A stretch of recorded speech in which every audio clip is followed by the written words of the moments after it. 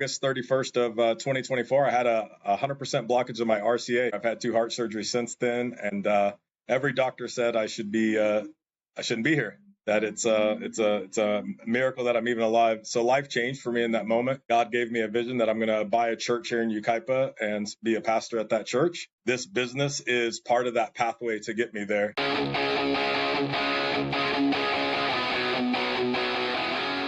This episode is brought to you by 10X Nerds. If you're a business owner doing real revenue, there's a good chance you're overpaying in areas you haven't even looked at. Things like credit card processing, insurance, telecom, and more. 10X Nerds comes in, audits your expenses across 30 plus categories, and finds immediate savings. And here's the kicker. They only get paid if they save you money. It's a complete no-brainer. If you want to keep more of what you make, go check them out at 10xnerds.com. This episode is brought to you by Rakowski Law Firm. If you're a business owner or have built a level of wealth, but you don't have your estate plan dialed in, you're exposed. Rakowski Law Firm helps families and business owners protect their assets, avoid probate, and make sure everything transfers exactly how it should. This isn't just paperwork, it's a real strategy to protect your legacy. If you haven't looked at your plan in a while or don't have one, go to rakowskilawfirm.com.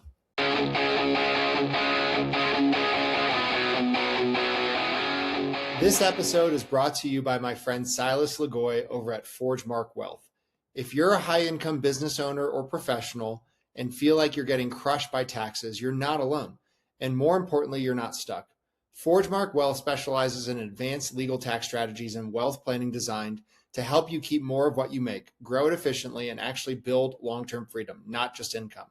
If you're making serious money but don't have a real strategy behind it yet, I highly recommend connecting with Silas and his team. What's up, everybody? This episode is sponsored by ExitWise. If you're a business owner thinking about selling your company, whether that's now or years down the road, you need to know what your business is actually worth and how to maximize that exit. That's exactly what ExitWise does. They help you prepare, position, and ultimately sell your business by assembling a world-class team of M&A experts around you, guiding you from valuation all the way through closing. If you want to know what your business is really worth and how to increase that number before you sell, go check out exitwise.com and get ahead of it.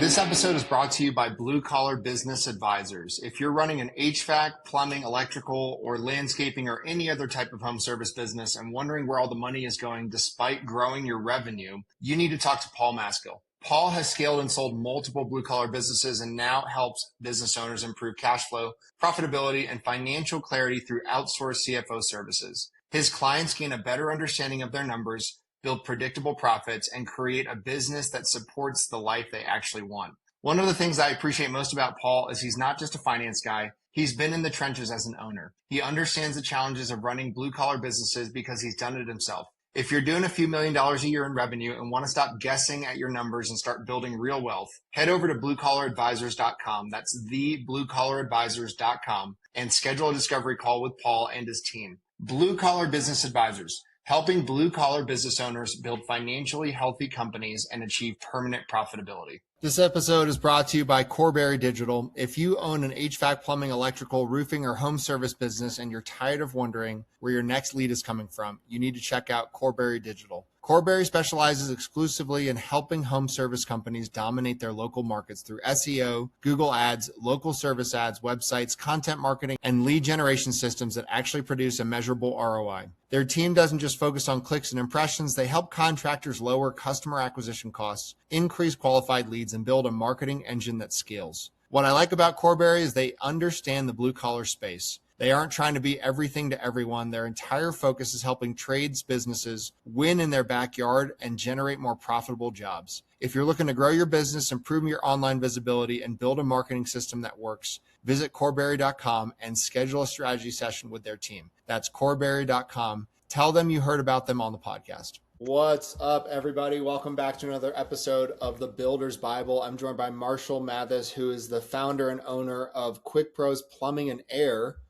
And Marshall, I know we were trying to get this scheduled for yesterday, and you were frantically on your way to get a couple new vehicles. And so I'm curious to hear the story. How did that happen? Did someone just kind of put them up for sale, or what was going on? Yeah, look, right now being a newer company, obviously cash flow is everybody's issue, right? I mean, when you're launching a company, I took my retirement, dumped it in, we're, the way I describe it to my team is we're on a race to 10 and 5.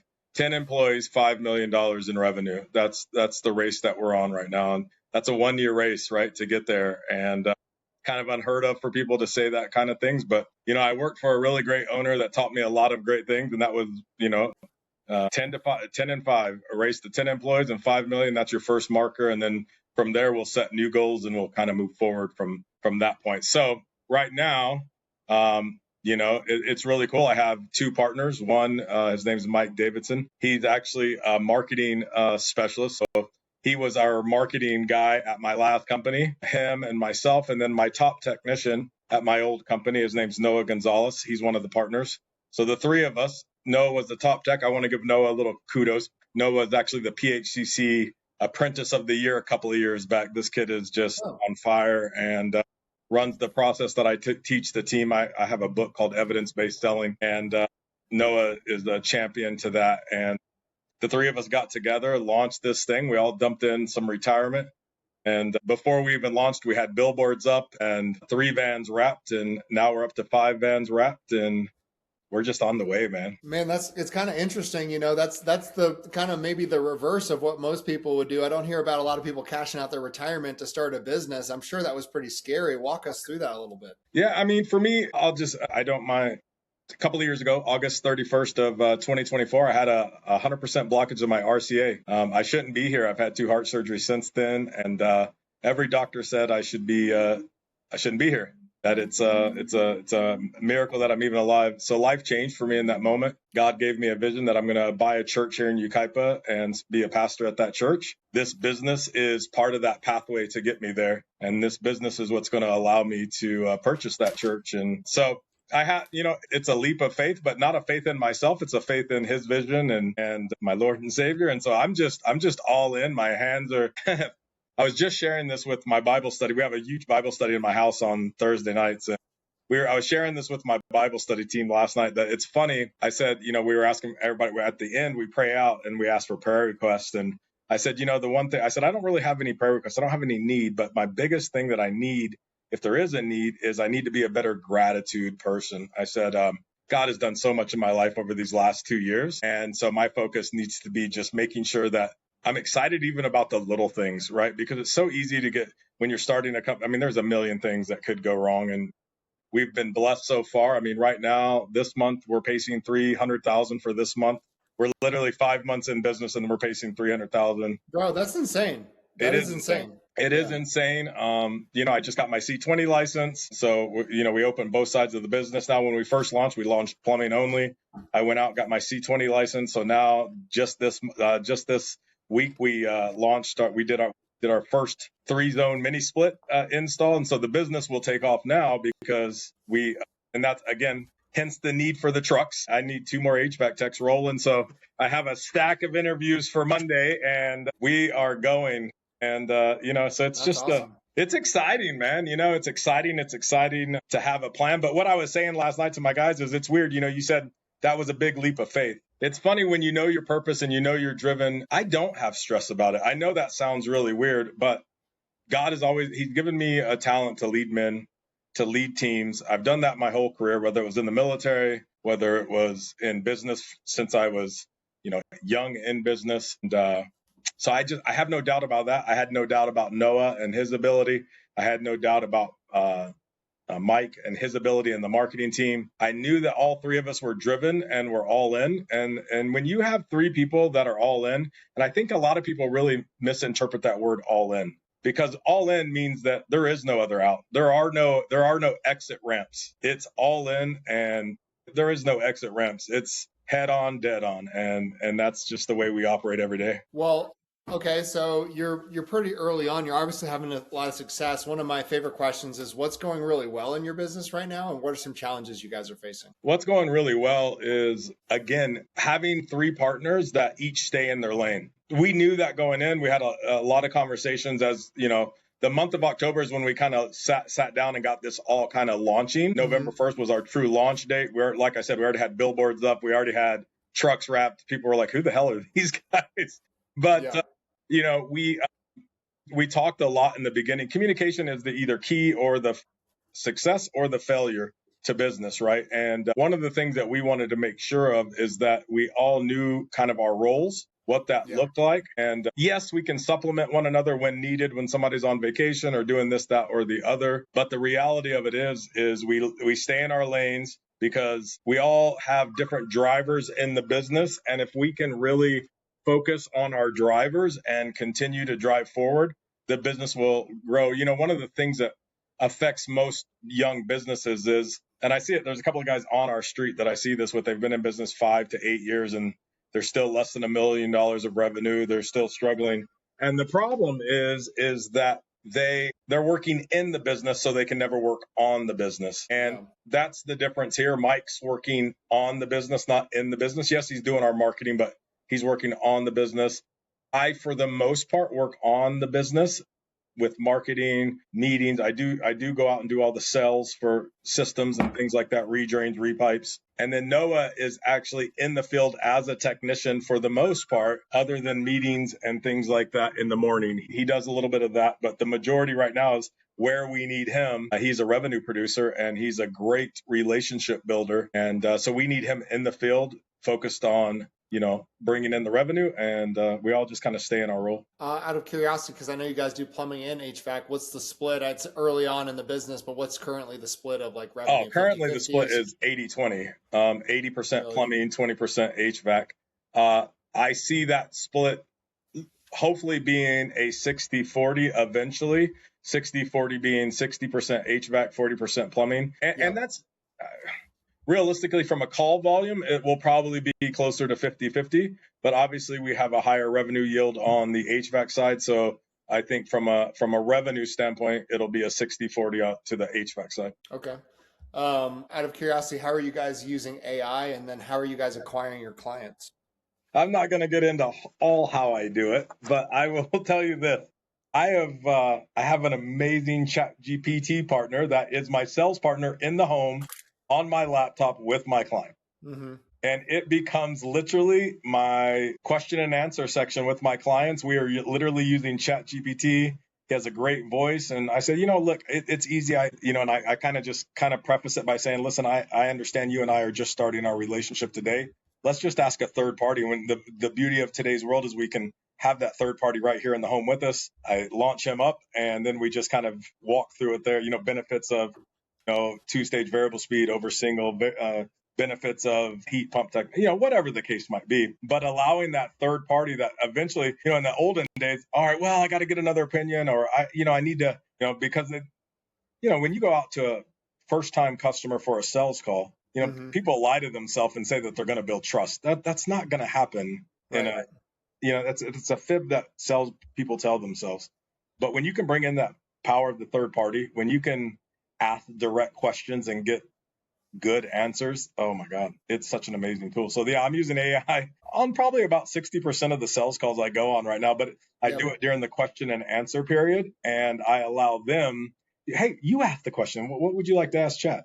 Yeah. And I call them chat, and I say, what would you like to ask chat? And well, how do I know if I'm getting a good deal? Boom. They get the answer. It's not a question I said. It's not an answer I gave them. And man, especially the younger generation, they eat that up. I love that. Are you guys doing anything with like AI receptionists or any AI bookkeeping, anything like that? Yes, and I will say that we got to get a little better with that. You know, we use AI on the weekends to answer the phone, primarily on Sunday. I really don't want my guys working on Sunday. That's a church day, and I want my guys focused on what they should be focused on. So we use it on Sunday. We use Workies as a platform. It's okay as a platform. Their AI is okay. I wouldn't say great. It's okay. Yeah. It's workable. Do I like it? No. It doesn't ask all the right questions. It does. Your booking on that is going to be a little bit poorer than somebody being able to ask some guided questions, but I mean, it does it. Yeah. Where do you hope this business will be in 3-5 years from now?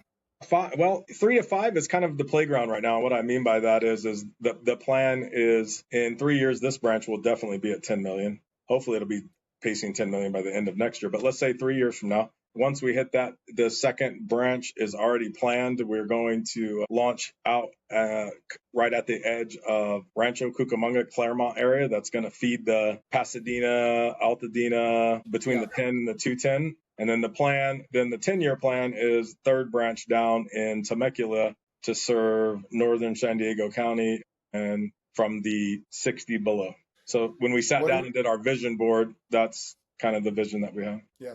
What are you guys doing for marketing? Like, how are you acquiring new clients? Is it mostly referrals? Or are you guys doing paid ads? Yeah, we run tons of ads. We have TV commercials already, which is crazy. I didn't even know we could afford that, but we do. We have TV commercials running. I'll tell you the fun one that we've done, and we're about to do it again, and it's one that got us so much attention. We built a big 45 by 4 foot banner, and we did a freeway overpass taking where we stood on a freeway from 6 a.m. to 10 a.m. with it was all over Facebook in our area. And people were honking at us and waving. And we had a few people call and say, man, you're making traffic. So you're always going to have your detractors. But we've done that 3 times right now. And we're about to do it coming up this weekend to launch our HVAC side. So it's just, are you willing to step out and do something different? Yeah. Yeah. Marshall, your faith is obviously pretty important to you. How does your faith impact how you lead your business, lead your people? How does it inform your business practice? Yeah, it's, it doesn't matter where I used to work, but it's why I left my old company. The owner told me that, hey, other people in this business are just as religious as you are, but they don't feel the need to talk about Jesus. I knew in that moment that was my moment to leave. I had been asking God to give me a sign of when it was time to leave. That was my moment. I walked out of the building that moment and told my wife, well, it's over here. And that was it. I started looking for a job that day. I did not have a plan of opening this business at that point. But then later that week, Mike, my partner, and I were at a job fair at my church. And he said, hey, man, have you ever thought of starting your own thing? And I just saw that as a sign from God, like, okay, this is crazy, because he had no idea that I was leaving yet. And it was just kind of funny how all the pieces fell in together. But listen, the way I run a process called evidence-based selling. I don't want our industry has some very negative connotations that follow it, right? And I'm going to say a really sad statement, which is a lot of them are well-deserved. We have some pretty yucky people in our industry sometimes. It's just real. And not enough owners really, monitor their sales guys, or when they see sales, they don't question any of it. It's just any sale's a good sell. And that's not a true statement, right? And we just got to be careful with that. I teach evidence-based selling. So it's a process that we run. I will tell you this, my guys don't sell anything. And here's what I mean by that. If you do a really good job, every house will tell you its own story. Our job in the first chapter of my book is how do we become the narrator and illustrator of the story that the house is telling us? Because every house has its own story. And so my guys will learn, what does that mean to become that narrator and illustrator? Post that.